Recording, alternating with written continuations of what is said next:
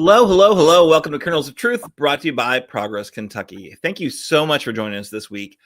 In addition to our amazing co-host, we're going to be joined this week by the recently announced candidate running against Hal Rogers in the 5th Congressional District, Ned Pillersdorf. Before we do that, we've got some stories we need to update you on, including new candidates in the hunt for the Lexington Centered 6th District. So some important political updates, really fantastic guest, should be a great show. So glad you've chosen to join us this week. But before we get into it, are you ready to help create a more compassionate Commonwealth? We are sorely in need of significant political change in Kentucky. To get it, we need long-term power building to plug more voters into the races that really matter. If you like our governor but can't understand why the GOP supermajority in Frankfort will do absolutely nothing to work with him, we hope you'll support Progress Kentucky and our efforts to fix that. Right now, we're focused on fighting back against Trump's MAGA regime, and we need your help. Please make a monthly contribution right now via our secure online website, Act Blue, to help turn Kentucky purple. $10, $20. If you want to do that monthly, that's phenomenal. $200 one time, whatever. It all adds up. It's all important, and unfortunately, none of it's tax deductible because we're a C4 nonprofit. We're a nonprofit. I promise we are. No one's making money off this. We're all volunteers, folks. All right, so let's check in with our co-host. Let us know who you are, where you are, what are you protesting today? You there watching on the interweb? We mean you as well. Let's hear what you're most concerned about today. Feel free to put it in the chat while we're sharing ours. So I'm Aaron, coming to you from Lexington. My sign, which is less of a protest sign, more of a, I don't know, exhortation. My sign says, practice radical empathy. That is a flag that we just hung on our house here in Childsburg. Practice radical empathy. Stolen actually from the bitter Southerner who we bought the flag from. So I love it. I think it really kind of hits to where we need to be as a community. And the more reminders of that, I think the better off we're going to be. All right. So checking in with our co-host. Let's see. Chris, are you there?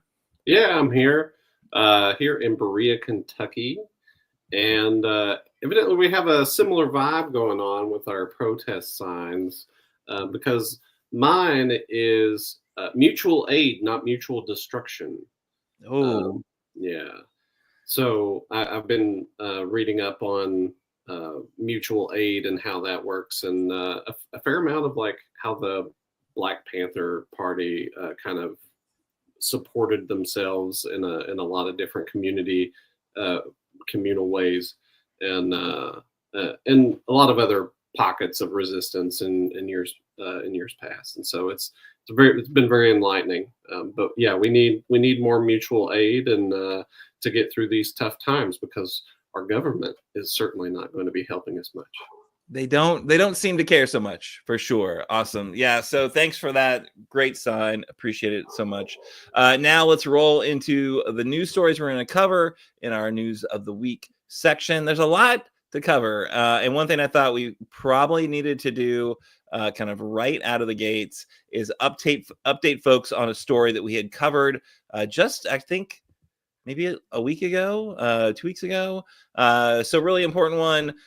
Kentucky's Daniel Grossberg was going in front of the Ethics Commission, and that commission finds probable cause that this lawmaker from Louisville violated the ethics code. So what does that mean? It means the Kentucky Legislative Ethics Commission found that probable cause that he has been accused of inappropriate behavior toward women, that he did in fact commit ethics violations, which then clears the way for the first public airing of the charges against him, right? I think most of the stuff has like shown up in the media. There's not a surprise here, but because of the decision of the Legislative Ethics Commission, it will now make it more public, I guess. So these votes came after a closed door, hours-long meeting last month, which included appearances by Grossberg and his lawyers, the women who work in politics and are accusing him, and then also the workers from the Louisville strip club. Folks, this is coming to us as a story from the Kentucky Lantern, who's done a great job covering the developments in this case. During this Tuesday meeting, commission members voted to find probable cause that the lawmaker violated the state's ethics code in 3 ways: relating to intimidating statements or actions toward a private business, attempts to obtain contributions in exchange for possible state catering vendor business for a private company. Woo. And an interaction with an individual in Grossberg's Capitol Annex before and after a July 2023 committee meeting involving inappropriate treatment of that person. So the commission met in an executive session before the votes were cast. Commission may now hold a public adjudicatory hearing. After the votes, Commission Chairman David Nicholas told Grossberg and his attorneys that he may file an agreed settlement in the case. All right. So one of Grossberg's lawyers told the Lantern Wednesday that the commission had not yet notified him of when the public hearing might be. He said he was somewhat surprised by the scope of the hearings because the commission had offered a settlement based only on some of the allegations listed in the probable cause decision. So not everything, right? So they're referring to these other charges for full-blown hearing. I find that somewhat contradictory, Clay said.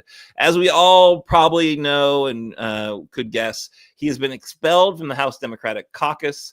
There's been a lot of calls for him within his party to resign his legislative seat, and he has been unwilling to do so, right? So, and then before this legislative ethics commission hearing, he had this kind of wild last-minute effort to get things closed down.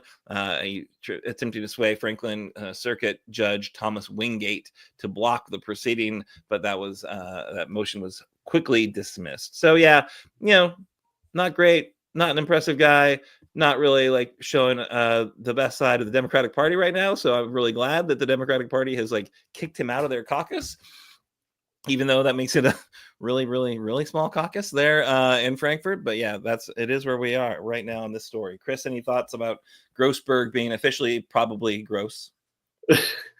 Yeah, it is gross what he did, and I just want to go through. I'm glad that they're going through proper channels and looking at evidence, and I'm certainly in the frame of mind innocent till proven guilty, and it looks like they went through some process to collect evidence for what he's done, and there's certainly quite a number of allegations against him. So it's a bit of an onslaught for him. These bad actors need to be rooted out of governance. Yeah, no matter what party they are. It's sad to see that it's happening in the Democratic Party, but any party really, it's sad to see. They're humans. The parties are made up of humans, so you can't really 100% sign off any of it, even if their political values are aligned with yours. Who knows what kind of behaviors lurk, right? But I would say that the Democratic Party handled this way better than the I think super gross sexual assault and sexual harassment stuff that was happening in the legislative session in the legislature. About 5 years ago, I guess, the Republicans were kind of,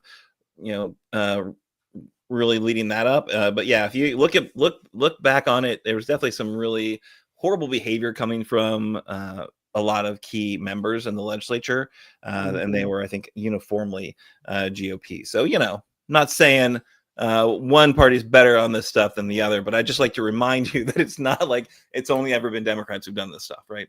Right. It's just one guy, Daniel Grossberg, who's behaving poorly. All right, so let's. Can we do your story next? Would that be all right? Are you good to go on? Yeah. Awesome. This is a good one. It's an important one for sure. So recently, Trump has decided to freeze about $6 billion worth of school funding. This is going to hit hard for a lot of schools, especially Title I schools that are, aimed at helping the kids who need it the most. And reading through some of the article, it goes into it's going to cut into a lot of after school programs. Some grants, like there was one school that mentioned in the article that had they were year 3 of a 5-year grant where they were helping helping the kids, and that's just not going to happen, and that means that people who are occupying those jobs who are getting paid from those grants aren't going to have that part of their job or no job at all if that is the entirety of their job. Currently, Berea Community has had some financial troubles of their own, and I came back on as halftime to teach chemistry and was told that there was a possibility that I could be full time, and that they were waiting for some government funding for me to teach or be a part of another program to support students, and that part of that money would be coming from the federal government. And I'm pretty sure it's supposed to be coming from this pocket of money that Trump is withholding. So me personally, I'm it looks like I'm going to be halftime instead of full time because of this decision by Trump. That's my speculation, I will say. So I mean, as school systems depend on this money, like they know that they're supposed to get X amount of dollars, and they plan on those X amount of dollars to help kids in a litany of different ways. And him withholding $6 billion from schools across the nation is going to hurt. Is going to hurt all the kids, especially lower income kids. And I'm flabbergasted that this is happening. Like, I'm hoping, I'm sure that somebody's filed a lawsuit to try to get the money back, but how long is that lawsuit going to take? And even if they do side with, yes, he has to give the money, that's probably going to be in the middle of the school year. And, a lot of the stuff that they were banking on is going to, it's going to be hard to get back up and running because it's the middle of the school year. And it's sowing so much chaos and just continuously eroding the fabric of what we expect from our government and our nation in terms of helping our children. And like, I wish it were nonpartisan issue of like, we need to do the best for our kids. And yeah, everyone says that. And then you say, these low income kids need free lunch because they aren't getting it home. And then some, ultra conservative is like, oh, we can't give kids free lunch. That's crazy. We can't do that. But they're hungry. And how else are they supposed to get food if their parents can't afford it? And it's no fault to their own. Like we have to support our children, the next generation, and bring them up in the best way that we can. And you would expect that to be a nonpartisan issue. And here in this crazy time that we live in, that is not the case. Well, not only is it, you'd expect to be nonpartisan, it's likely illegal, right? So we're talking about, and there's a great article from the Herald, Lexington Herald Leader about it, but $87 million in federal funds for Kentucky, $87 million for our state that was approved by Congress, was signed by President Donald Trump on March 2025. This is according to the Kentucky Department of Education. Then on June 30, the U.S. Department of Education said the funds were being frozen while under review, right, to make sure that they followed every crackpot executive order that Trump has been, issuing like they are royal decrees. So they said they would not be released because they were reviewing to make sure they're in line with the Trump administration priorities. But it doesn't really matter if they're in line with the Trump administration priorities because they were legally allocated by Congress, right? And he signed that actual that funding bill. So now all these, Kentucky and other states are uncertain if the funds are going to be available, despite being approved just a few months ago. So it's $6 billion, as you said, in federal funding. So the superintendent or the head of the Kentucky Department of Education, Fletcher, whatever his first name is, sorry. Yeah, but he said that he's been talking with superintendents, other school district officials, and he's going to contact the state attorney general's office. We'll be interested to see what he does about that, right? You would hope the attorney general of Kentucky would fight for these funds that were supposed to come to Kentucky. But, my hunch is that General AG Russell Coleman will not do anything because he has basically been falling in line behind the kind of MAGA agenda, MAGA regime, like all good Republicans, right? But yeah, a lot of money, $8 million for immigrant education. 30 school districts are affected there. 33.6 million for supporting effective instruction. All 171 school districts are affected there. That's probably the bucket of money that could have helped you, Chris. 5.7 million for English language acquisitions. 20.3 million for student support and academic enrichment, or maybe that one. And then 19.4 million for 21st century learning centers. And these are learning centers that are going to just close. They're all across the state, but mostly in kind of rural communities that really need the help. And they're just going to be going away. They're just going to evaporate because they were completely relying on these federal funds. Just gross, just disgusting.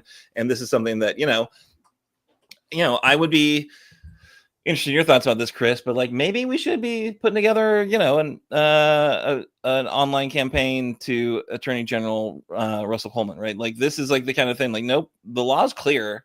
Any idiot can figure out like, oh, Congress passed the money and said it should go to these programs. Trump said, okay, and signed it. And now they're like saying they're not going to do it. Like, that's like, that's clear contract law, right? And the Attorney General should 100% be on the side of the state education department. And I don't know, maybe it's a good time to kind of remind everyone that it's not just Trump doing stupid things and Trump things in DC. He's aided and abetted by all the MAGA Republicans who are following along because they don't want mean Truth Social, whatever they call Truth Social things coming their way. Right. Yeah. I mean, the only reason that Trump is able to do what he's doing is because he's got sycophants everywhere that are like, okay, sure. Yeah. Just give me campaign money. And when they don't do it, like, I mean, look at the couple GOP senators who decided not to go along with the BBB, and that they retired. They're like, nope, I can't do this, and I can't even deal with the backlash. I'm just going to retire. Although, and so maybe Russell Coleman will take some, some inspiration from other Kentucky Republicans who I disagree with on almost every single thing. And I think the motivations I 100% disagree with. But, the fact that Rand Paul stood up to Donald Trump, the fact that Thomas Massie, who like Trump has gone after with both barrels, right? And Massey's like, yeah, whatever. I'm going to here's why I think it's important. I disagree with him on the why it's important. I agree with him on the vote. But, I am also, I'll say it. I've said it before and people get mad. Like, I'm impressed with his principled opposition. That he's sticking to his principles despite this like bill being too big to fail and whatever. But he's clearly mostly a gadfly, and I hate his hair and I really hate his beard. And we need to get Monica Dean on soon because I think she's running against him. But yeah, at any rate, speaking of running against people, let's talk about the 6th district. Can we do that? Yeah, let's do that. This is a big one. It's really, this is the one that people say. This is a flippable district, right? We know generally the Republicans have a lock on most of the districts, congressional districts in Kentucky, but except in the case of the 6th district, if you squint, it's a swing district. If you look at what happened in Florida in those special elections, where districts that were incredibly safe, conservative Republican districts, switched like by 15 points. Right. That 15-point switch makes a lot of other districts more in play. And the 6th district absolutely would be in play if we have a 15-point switch. So that means that people are getting excited. We've already had, the kind of one of the first 2 announced candidates from the Democratic side of the aisle on the show. Really excited to have, Sherilyn Stevenson. I'm sure she'll probably be back. We're not, I think at this point, we're probably not going to endorse in the primary. So other primary guys, girls, whomever jump in. I think there are 2 more candidates who are on the Democratic side of the aisle that we would be interested in talking to if they do get in. I'm not at liberty to share the names right now, but watch this space. But it's on the other side of the aisle that things got very interesting, right? The landscape changed completely when earlier this week, Senator Amanda Mays Bledsoe, who is they say she's apparently a moderate Republican from Lexington, but if you look at her votes in the Senate, she's voted on all the horrible, bad bills, whether it's the anti-LGBTQ plus bills, all of them. She's voted in favor of all those. She voted on the horrible, dirty water bill that we really hoped was not going to pass this year, this session. All that stuff. She's there for all the Republican important bills, and so she doesn't break with her party very often. But everyone had been talking to her about her as being the kind of candidate to beat on the GOP side of things. And she passed on it, saying that she really wanted to spend more time with her kids, didn't really want to be a part of that. I don't know, skeletons in the closet. I don't know what she got back on her, yeah, it's weird to see them pass up power. It's not how they tend to operate. Although she does, she's got a lot going on, and she got kicked in the head by a horse, so she's got a lot of issues happening. But this, literally, minutes after and this is coming to us from the Lexington Herald Leader. There's a great story we'll put in the show notes. Minutes after she made that announcement, the former state senator and current Tennessee Department of Health Commissioner Ralph Alvarado, folks remember that jerk. I mean, that guy, he, basically said he was going to run, or exploring it and looking at it very closely. Obviously, he's in Tennessee now, but still has his house just down the street in Winchester. And, that's a big deal, right? But what I love about it, what's that? So Tennessee can keep him. I know. I was really hoping he would never come back, but then I heard that he kept his house. But state representative Ryan Dotson, who represents Winchester, so shared a lot of Alvarado's old Senate district, right? There's a lot of overlap between that House district and the Senate district. He then told the Herald Leader, because he was in immediately, even before, he was a second that Andy Barr is not running, I'm jumping in. I'm telling everyone. He's basically trying to clear the field. But, State Representative Reverend Ryan Dotson, I don't know if you call him the most serious political animal. I don't think he's going to do well in Lexington because he's just kind of a Yahoo, Christian nationalist Trumper. Yeah. But he told the Herald Leader he was less than a third of a mile from Alvarado, considers him a friend and a political ally, but he never even got a phone call, even though he's already in the race. He's I never would have done this to him. It's kind of been a slap in the face to us who have supported him in the previous years, Dotson said. Well, more face slapping on the GOP side of things. That would be wonderful. He said that he helped Alvarado defeat a Democrat in his first election, which made history as Alvarado became the first Hispanic member of the Kentucky General Assembly. He also claimed that Alvarado helped recruit him to run for his current seat, which covers all of Clark County and a section of southern Fayette County.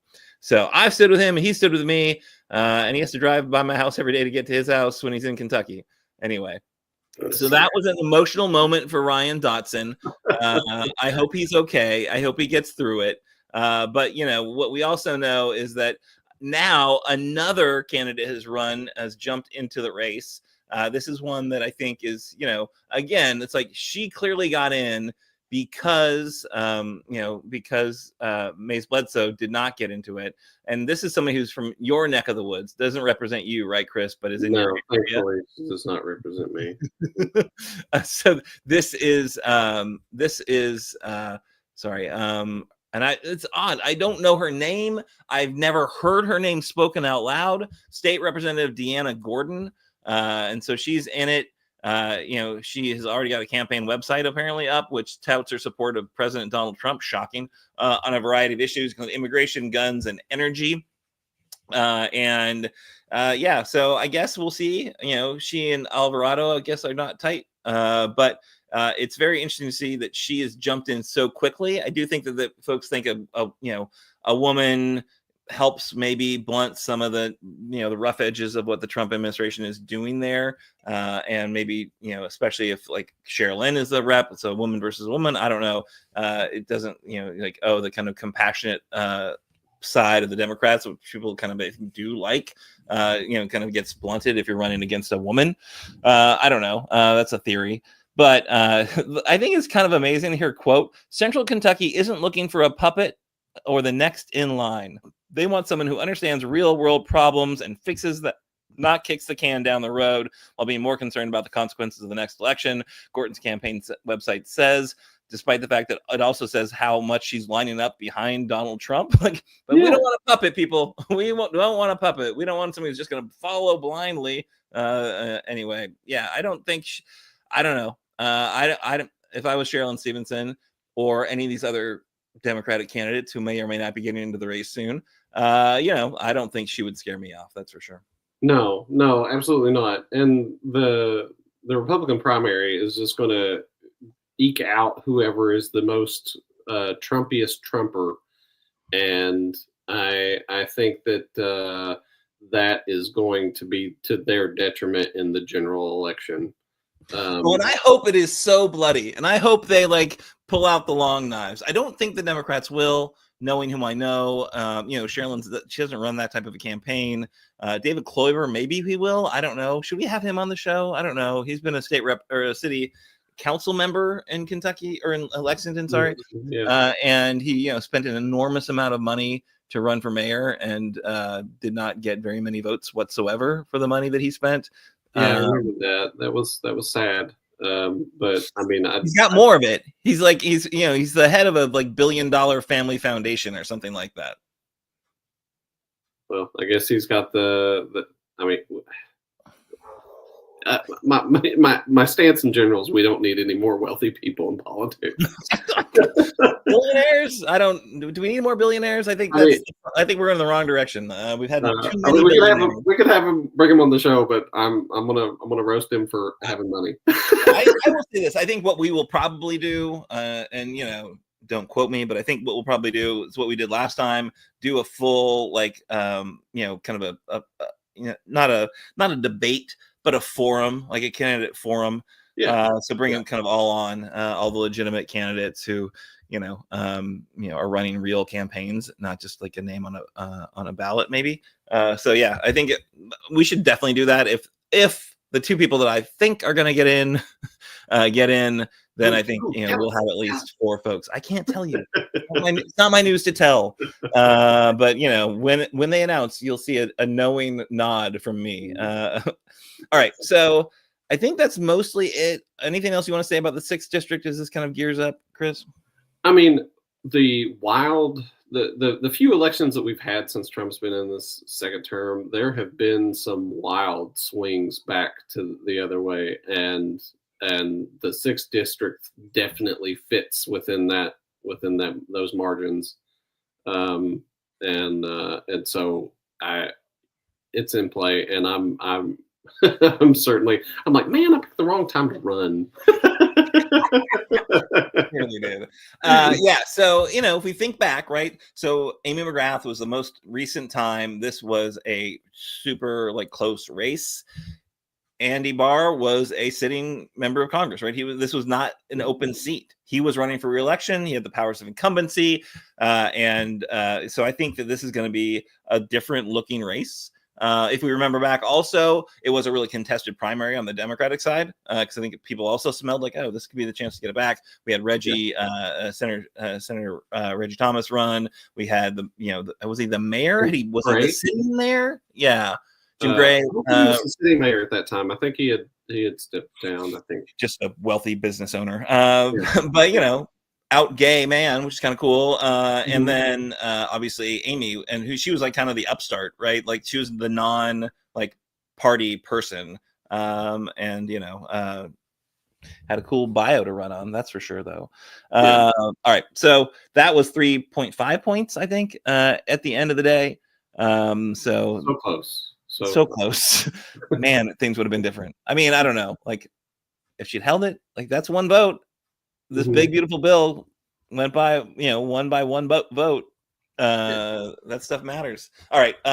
Now let's cut the chatter. We're very, very excited to talk about a different congressional race. We have a bit of a bias on the 6th district, but I think if you're going to, look at another race that's going to be competitive, maybe not traditionally thought of as one that would be, I think the 5th district is a great one. And we are super thrilled to be joined tonight on this week's Kernels of Truth by Ned Pillersdorf, who is running now against, he's the officially announced candidate. We talked about him a couple of weeks ago, but he is running against Hal Rogers for the 5th district. Ned, thank you so much for joining us. How are you doing this fine evening? I'm doing fine. Appreciate you guys having me. Oh, no, absolutely. And so, Ned is I'm going to give you a quick, we talked about him at length. Like Nima Brewer, who's from Eastern Kentucky, talked a lot about you. So if you want to look back on that story when it kind of first made news that you were likely going to be running. But let's recap your bio a little bit. You're an attorney. You're an animal lover, and you're an advocate for our furry friends. You're kind of a savior of Social Security from some of the folks who needed it most after Eric Kahn laid waste to the system there. You're a longtime second fiddle to an amazing spouse, the former Kentucky Supreme Court Justice Janet Strumbo. What did I miss in that bio, Ned? I think you got it pretty good. Nice. I am second fiddle to Janet Strumbo. I am. I mean, she made history. She's like an incredible individual, and I'm a longtime second fiddle to my amazing attorney spouse. So like, I feel like you're part of an important club, Ned. But yeah, I appreciate you throwing your hat in the ring, because that's an amazing bio, and a lot of people in the community really know you and really trust you. And I think it's hard to find people that really know Hal Rogers, because he's been in DC so long. But yeah, Chris, I think first question's to you. Yeah. Well, Ned, I grew up and was raised in Martin County. Just to let you know, I'm living in Berea now, teaching chemistry. But yeah. So there was a story that came out today that I'm concerned about, and I know you're going to be concerned about, that said that Trump is going to be slashing funding for the Appalachian. Oh gosh, it just escaped me. The ARC, the Regional Commission. Regional Commission, yeah. Appalachian Regional Commission, yeah. And he's taking it from he's cutting it by 93%, from $200 million to $14 million, and that's going to devastate Appalachia and certainly parts of Eastern Kentucky. And I just want to hear your take on how that's going to hurt the area. Well, the hits just keep on coming, Chris. I mean, the Appalachian Regional Commission, that's our roads, that's our schools, that's our education. And you put that on top of the worst legislation in history. We're the second poorest congressional district in the country. And I guess what Trump and Rogers are trying to do is make us the poorest. It's absolutely devastating. And once again, you mentioned it earlier, I think all of this stuff's illegal and violation of separation of powers. This money's been appropriated. A lot of the money's been appropriated, and thinks he can just arbitrarily get away with separation of powers and just continue to hammer us. Yeah, it does strike me as potentially illegal. Of course, what we've seen from the Supreme Court is they pretty much give him what he wants at the end of the day, or give him time to just keep doing what he's doing. But yeah, you referred to it earlier, I think, right? So the GOP Reconciliation Act, we had a bit of a debate about what we should call it on our last show. I have advocated to call it the MAGA murder bill. Some people say that's over the top. We can just call it the GOP Reconciliation Act. I will not call it. I will not spell it out, but the BBB. You kind of alluded to it, but how does that hurt your district, Ned? I mean, when Rogers voted for the bill, that's when I decided to run. And frankly, I agree with James Carville. He called it a mass extinction act or political suicide. Carville is predicting what the Democrats are going to pick up 40 seats. If we get to 40, I think I'm the next congressman from the 5th congressional district. And I can't think of a bill that could have done more harm to Appalachia than this terrible bill that Rogers voted for. And I tell people, I've been moving around the district, and I think the landscape has dramatically changed. I'm familiar with the district. I was Janet's campaign manager for 8 tumultuous races. And I have people coming up to me who I know were against Janet, didn't like me, They're offering to do fundraisers for me. And the two things that they're pissed off about is that the safety net, which I'm just angry about. I shouldn't say that, but the other thing, the tax cuts for the wealthiest among us, nobody is defending that.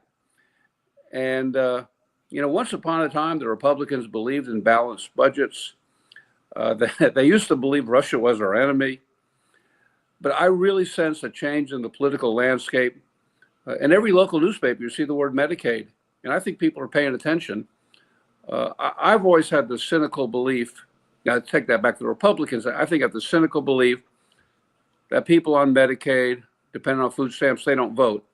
And to a certain extent, that's not true. We have low participation levels. But I tell you who does vote, the people who work in rural hospitals, who work in drug treatment, who work in nursing homes. I think they're bracing themselves. And I don't know if they want to vote for a guy who will be 89 years old if he wins the next election. So, I'm out there running, and I've had tremendous encouragement. I know Janet won most of her races, and we were always outspent. I think there's even a better atmosphere for me, although I admit Janet would be a better candidate than me. Did she choose to not run, and so you stepped in? Was that what happened? Janet went through 8 tumultuous races, and actually the reason she resigned, I think she won her last Court of Appeals race with like 64%. But actually the reason she resigned, you touched on a little bit, was the Social Security stuff. When I went after 4,000 of my neighbors, and Janet actually resigned from the bench. And at that point, we were kind of out of volunteer lawyers. So what Janet and I did is we went.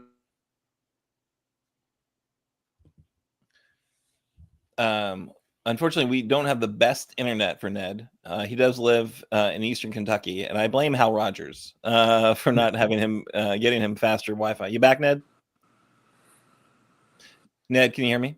Yeah, I'm having some bandwidth problems. I can hear you now. Go ahead.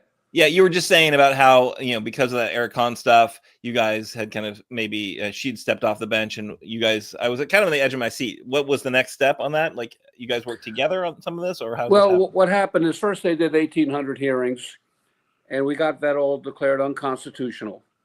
And by the way, there's a great Apple TV show called The Big Con, which tells the story. But when they started another 1,800 hearings, we were getting carpet bombed. And we had to recruit lawyers, and we decided to use law students. So Jan and I went from law school to law school, recruiting law students to do the hearings. With all due respect to the legal profession, the law students did a better job. But, we had to do it. These were terrible, nasty hearings. And what always, I shouldn't say this, pissed me off, is that a bad word? Nah. The Kahn clients were always treated as criminal defendants of Kahn. The truth is, you won't find an Eric Kahn client who ever met Eric Kahn. But every hearing was like a throwback to the days of Joe McCarthy. There's a secret finding of fraud you can't challenge because of guilt by association with Kahn. And it wasn't until really year 9.5 that newly minted Social Security Commissioner Martin O'Malley ended that and acknowledged finally, hey, the Kahn clients are innocent. Kahn's crime was not complicated. He was in Floyd County. The judge he was bribing was in Huntington, West Virginia. They met halfway. And for 7 years, Kahn gave him $9,000 a month. And then, in my opinion, based on anti-Appalachian stereotypes, they just branded all 4,000 of these people criminals, put them through these really rigged hearings. And the really good news is we got them declared unconstitutional. And at the end of the day, we saved a vast amount of people their benefits. And in fact, Commissioner, he wiped out all the overpayments, canceled about 1,800 hearings, and he was truly heroic. So that's the good news. Having said that, it's been a tough years for the Kahn clients, and you won't find a family in Knott, Floyd, Pike, or Mingo, West Virginia, who wasn't impacted by this 10-year battle. And it changed me. It made me understand how important the safety net is. I've been a lawyer here for 44 years. I have a poverty practice, underdog practice. And this is stuff on the safety net When I saw those damn Republicans jumping up and down chanting USA, USA, I said, I'm going to file today. And I did. I sent in my papers. Good. So that was like the moment for you to run? Yeah, there was a moment, Chris, if you watch WYMT, we only have one CBS affiliate up here. Yeah. They did a really good segment on the medical profession, was talking about the Medicaid cuts, very substantive. And then immediately the anchorman said, and Hal Rogers, he's against these cuts. What they left out, he voted for them before the broadcast. He voted for them after the broadcast. And let me gratuitously add, he voted to repeal the Affordable Care Act, 50 times? Yeah. So, this is just another attack on the Affordable Care Act. And the truth is, what the Obama administration did right was the Medicaid expansion. That's the best thing that ever happened to Appalachia. And I think our uninsured rate dropped to 5%. The one semi-boom town we have in Appalachia is Pikeville. And that's all the Pikeville Medical Center. It seems like half the county is employed there. But they're trying to reverse all that. And we still have a shortage of rural hospitals in Appalachia. If you live in beautiful downtown Wheelwright, Kentucky, in southern Floyd, you're an hour away from the nearest hospital. I'm talking to you from Floyd County, and Martin, Magoffin, and Knott County are neighboring counties. They don't have any hospitals. And the Medicaid cuts, is that going to make it worse? It's not going to make it better. It's going to make it a lot worse. Yeah. And I'm really fearful for what's going to happen. And I'm offering the voters in the 5th Congressional District a choice. And like I tell you, I've been out to these rallies. People you wouldn't expect to be involved in politics are showing up with signs. So I'm very encouraged. So, I've still got quite a few friends and family in Martin County and the surrounding counties. And, when I go back and talk to them, give me your pitch of like, why should they vote for you over Rogers? Well, the reality is James Carville says we're going to flip 40 seats. If that's true, I think I'm a congressman. Let's go to January of 2027. Who's the congressman? If Rogers wins again, we'll have an 89-year-old in a minority. He won't be able to get anything done. He'll be in a minority. If I'm a rural Democrat, I think I can get stuff done. The problem with the Democratic Party today, we are viewed as an elitist California, New York coastal party. But I will tell my fellow Democrats, hey, we got to start talking to rural voters. And the other thing I'm super excited about, if 2028 comes around and Andy Beshear is our next president, and I think that's a real good opportunity. Andy, if Andy's president and I'm the representative of the 5th Congressional District, I will tell your friends in Martin County, we'll be able to get a lot of stuff done. And from all indications, Andy's running. And I'll be happy to go to Iowa and knock on every door I can to help him. Let's say that's an awesome answer, Ned. And again, thank you for doing this. I think it is it's a hard job, which apparently very firsthand, secondhand, seeing your wife do the work or working to get your wife elected. Really important work. It's not you're a year plus out from the election, right? We've had other candidates on this show who've run against Hal Rogers. I think they, I'm not even sure if one of them lived in the district. He had plans to move back to the district, but he was like a law school student. And I love law school students too. I think they're amazing. I think they do a lot of really important work. I worked for an environmental group that was often represented by an environmental law clinic at a university. So yeah, I love law school students. They can do great work. But I will say maybe not the best candidate for Congress. But you're in an amazing spot because you have this track record of delivering for that district as a private citizen, doing important work. Everyone loves animals, Ned. I feel like you need to talk more about what you've done for animals, because my hunch is people care more about animals than they do about, Medicaid recipients, unfortunately, in the world that we live in right now. But yeah, so tell us about your work for animals. Well, what happened is, actually, when I married Janet, by the way, she is a coal miner's daughter. The guy who married us was John M. Stumbo. He was then the head of county government in Floyd. And we really didn't have an animal shelter then. And at my wedding, I argued with him. I said, you know, there's a law that says we have to have a shelter. Well, I met with the Floyd Humane Society. They didn't want to do anything. So I got mad and I formed the Dewey Dam Dog and Cat Protection Society. I live at Dewey Dam. That's 12 miles away from where the shelter is. And I actually got an injunction saying the county shall fund the shelter.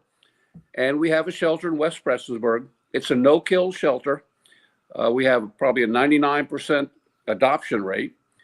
And I'm really proud we're doing it. We've got about $400,000 saved to build a new shelter.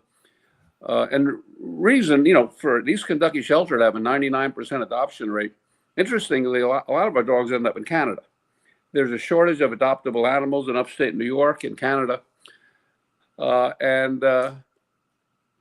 You know, it's just unconscionable to me that we euthanize adoptable pets. And I've been running ads on WYMT for probably 30 years. The pet of the week, the celebrity of the week holding the pet of the week. And Chris, if you want to come back from Martin County, you can come be the celebrity of the week at the Floyd County Animal Shelter. It'll be one of the highlights of your career. Sounds great. I love that. Honestly, like, so we were thinking through some, like, we want to do a little bit more rural engagement. I was like, let's find some of these like pet shelters and work with the people who work at those shelters and get them to do like quick videos we can share about these adoptable dogs and cats, because, you know, like I think the rural shelters seem to need a little bit more help than, you know, the more urban ones. And, you know, maybe getting more folks adopting from these communities will be helpful for sure. So, but yeah, I love the idea, Ned. I will also say this, like, why, just to like ricochet back, why didn't Hal Rogers fight for his district?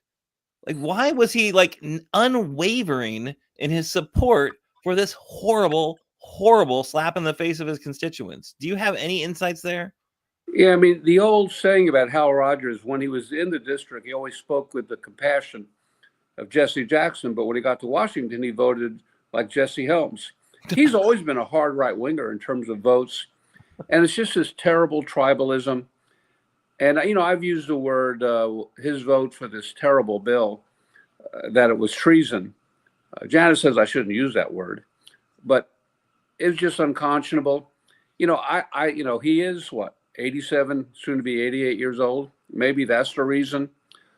And maybe he thinks he's got a safe seat. You know, I did note, I don't want anybody to follow this, but if you go on X and Twitter, the Republican Twitter account of Kentucky, they're obsessed with me.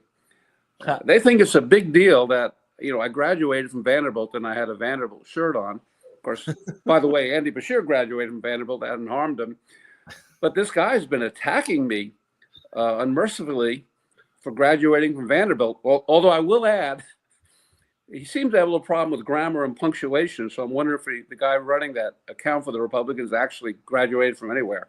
That, I mean, that does seem like it's an odd situation to be in. We're like, oh, we hate these elite academic institutions. Of course, most of our leaders went to them, and some of them, you know, were pissed off because we couldn't get our kids in. I don't know. It seems a bit disingenuous.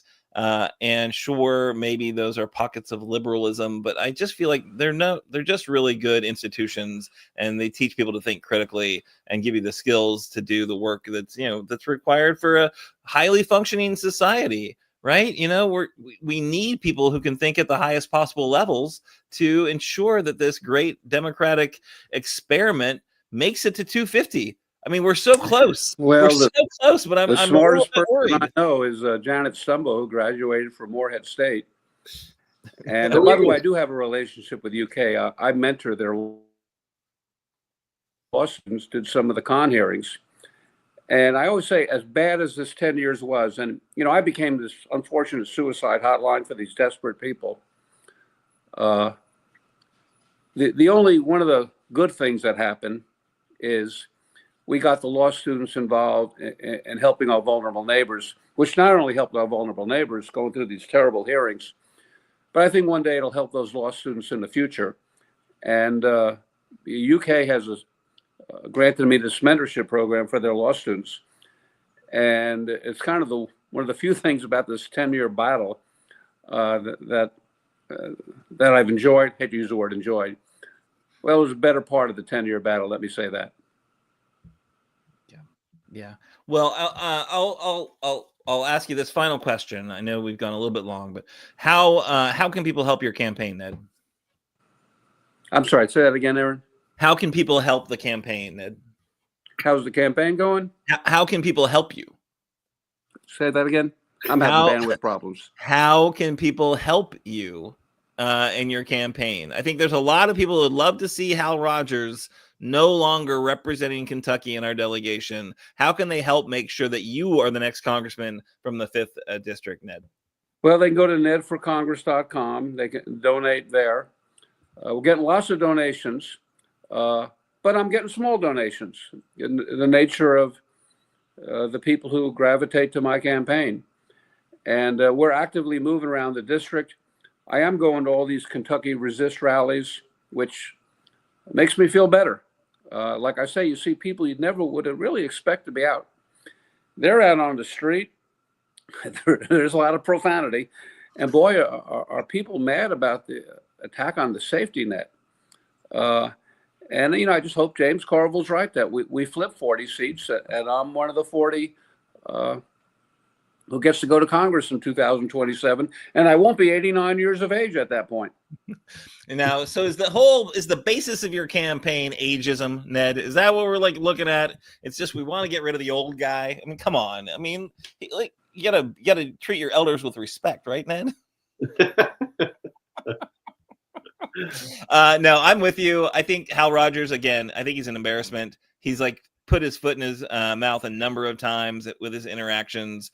He's not, we're not bringing our best when we put that guy up there. But I will say this. I think your energy and your enthusiasm, your sense of what really matters to that district, and the fact that you're going to fight for that district and the people that need that safety net, I think putting in stark terms is really important. And I'm so glad you've done this and, throwing your hat in the ring. I'm really excited about this race. We'll be watching it. We'll be checking back in, I hope. And my hunch is, this was the first time, we've done one of these, kind of web-based interviews. You're going to probably have your full setup when the next time we talk to you. My hunch is this is going to be like a very easy thing for you to like log in and do, because it's kind of like, it's part of the fight these days. You got to show up everywhere. You're showing up where, people want to hear your story and want to hear about your fight for the district. So again, thanks so much, Ned. And I hope you have a wonderful week on the campaign trail. Appreciate it. Thanks, guys. Thanks, awesome. Ned. Take care. What a great, oh my God, the 5th district is so lucky and fortunate to have this guy fighting for them. I mean, and he is like so smart to like jump in at this exact moment when this horrible, ugly bill is like front page news all across the country. And that Hal Rogers was just unquestionably supporting efforts that are going to close rural hospitals in Kentucky. We are the #1 state in terms of rural hospitals at risk. And obviously, as Ned put out very clearly, rural Kentucky needs more hospitals, not fewer, right? It is going to really lead to people are going to, not get the healthcare they need. And what happens if you don't get the healthcare you need? Right. It's ugly. And it's definitely something I appreciate the fight he's bringing to this important election. Yeah. I mean, he's well established in the area, and I'm excited for him to get out there and put his name in the ring and see what happens. Yeah, no, what a guy. Oh my gosh. And I did actually pull this up. I wanted to share it. It's from his website. You can check it out yourself. But he mentioned Martin O'Malley when he was the Social Security Commissioner. And Martin O'Malley put a quote out in favor of Ned's candidacy. I'm going to read a quick clip of it. As the former commissioner of Social Security, I can tell you that Ned Pillersdorf has been the toughest and most effective advocate for people on disabilities in our whole nation. Like full stop. That's not light praise. His tireless work for the victims of the Con case forced Social Security to address a long lingering injustice being done to thousands of honest men and women in Eastern Kentucky. O'Malley said. At a time when Social Security and other safety net programs are under attack, the people of Eastern Kentucky need a fighter like Ned Pillersdorf in Congress. As Elon Musk and his Doge took a chainsaw to Social Security and destroyed its customer service, Hal Rogers was totally asleep at the switch, offered not a whimper of objection to $500 million in cuts to Social Security's customer service staffing. Really, really high praise from somebody who knows the ins and outs of the system. I know that will probably be made fun of it by the Republicans because they don't really care about expertise and, knowing how to administer important programs. But the fact that this guy knows what's going on, he's had personal interactions with Ned, really just goes to show that, this is a guy that you need to bring to DC if you're going to give Eastern Kentucky a fighting chance whatsoever. Hal's just rolling over for his community or rolling onto his community or whatever, but important stuff there. Yeah. That is certainly somebody singing high praise, and a lot of people in Eastern Kentucky care about Social Security. A lot of people everywhere care about it, but certainly in Eastern Kentucky, and so that's good. All right, so we're going to move to our call to action. It's a really important one. If folks, have been paying attention, we've been engaging with these mass protests, mass mobilizations. Ned mentioned some of them that are happening in rural Kentucky, which is phenomenal. But obviously in Lexington, we've been leading some very big events. Next one coming up is on July 17th. Make your plans now. Good trouble lives on. It's a national day of nonviolent action to respond to the attacks posed on our civil and human rights by the Trump administration, to remind them that in America, the power lies with the people. Good trouble, of course, was a slogan that John Lewis coined. On July 17th, this is the 5th anniversary of his passing. We're taking action across the country to defend our democracy and carry forward John's legacy of good trouble. Join us for a national day of nonviolent action as we rally, march, host teach-ins, press conferences, vigils to demand that Congress fight back and protect our freedom to vote. This is a really exciting one for me because I did, in fact, meet John Lewis. John Lewis was he's a congressman from Georgia for a really long time. But what that meant, he was in DC a fair amount. I worked in DC for a couple of years, and about every other year, John Lewis would brief our canvas. So we were in a citizen outreach office, a canvas office, and John Lewis would come and talk to our canvassers because he was like a man of the grassroots. From the start to the finish, he always cared passionately about organizers and how organizers were doing and how they could do better. It takes passion, it takes compassion to do that type of organizing. And he was always willing to share his time with these young organizers to hear his stories of the civil rights movement and what he had done. His story about herding chickens and preaching to the chickens. And he was so powerful and hilarious, and I was just so amazed that this guy was giving his time to a bunch of ragtag canvassers. And so I am really glad that this national movement and a very powerful local coalition is working to make the most of his story and his powerful call to action. So please do go to that website. We got it on our show notes and in the comments. Find the event closest to you. So obviously we are doing an event in Lexington, but they're popping up all across the state from Hazard to Shepherdsville, Frankfort to Beaver Dam, Lexington, Louisville. Head to that website to find the protest closest to you, or sign up to create one. We still got a week, as we fight the rise of authoritarianism across our nation. We need to keep growing this movement and keep engaging more of our neighbors and our friends. Please take part, help organize events, help make signs, recruit more folks to come out. The only way we stop Trump's march to authoritarianism is with events like these. We need a massive mobilization, a strong opposition, and you can be a part of it. Please do be a part of it. All right, so that's, I think, mostly it for the show. I think Chris is going to close us out, which I'm very excited to have him do. All right. Excuse me. So Progress Kentucky is a nonprofit organization registered with the Kentucky Secretary of State and organized as a 501c4. We are affiliated with the Indivisible Project and the Commonwealth Alliance Voter Engagement Cave, and are also proud members of the Forward Kentucky Network. Progress Kentucky's goal is to educate, organize, increase voter turnout, and advance a progressive agenda through civic engagement.